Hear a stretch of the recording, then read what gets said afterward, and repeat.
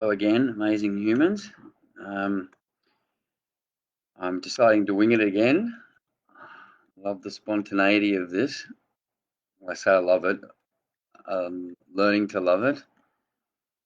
I like the idea of allowing a word or a phrase to bubble up to the surface and then jumping on. Um, it's removing the brain from the equation to a certain degree and not allowing it to run amok with an ego trying to sound clever. So disconnected. Talked a little bit about this yesterday and about my journey a couple of weeks ago into understanding just how disconnected I was, and when looking around me, just how disconnected we all are. I specifically went into the masculine yesterday because 2 weeks ago in the Northern Territory, I went on an incredible boot camp. You could call it a spiritual boot camp, a mindset boot camp, a brotherhood boot camp. It doesn't matter what you call it. It was an absolutely magical journey. As a life coach, one thing I've come to understand with us as humans is we love the idea of personal development growth. We love to read, we love to listen, we love to talk, but very rarely do we do a hell of a lot with it. And as a coach, that's my job to find that inspiration point. What inspires a client or even someone as a friend to take action? And those 3 days up there with those men, I condensed. I can't even tell you how many years and how many books and how many YouTubes and how many TED Talks and how many discussions into action in 3 days. That was the power of this process that this genius, Miracle on Two Legs, Noel McInnes, created.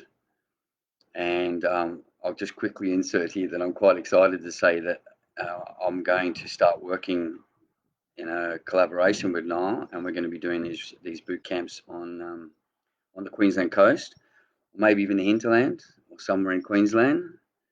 Doing my recce's at the moment. So back to the subject at hand, was this disconnected.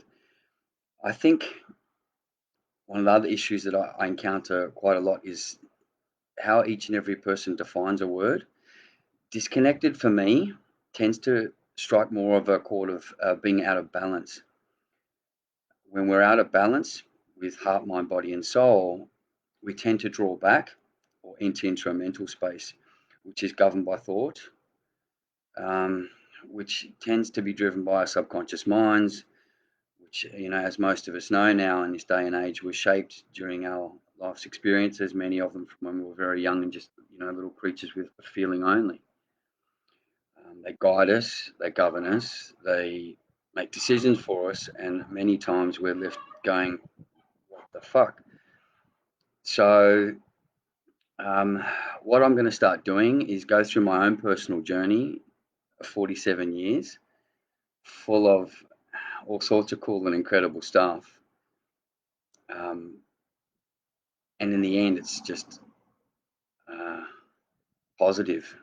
And when you hear some of it, you'll think I'm a little bit mad in saying that. And I'm actually looking forward to getting down to it, into the raw and the nitty gritty, and talking about prison in Africa, talking about addictions, talking about shocking relationships, destructive behavior, self sabotage, and then I'm going to talk about the adventure. I'm going to talk about tracking wild elephants in Zimbabwe, anti poaching in Mozambique.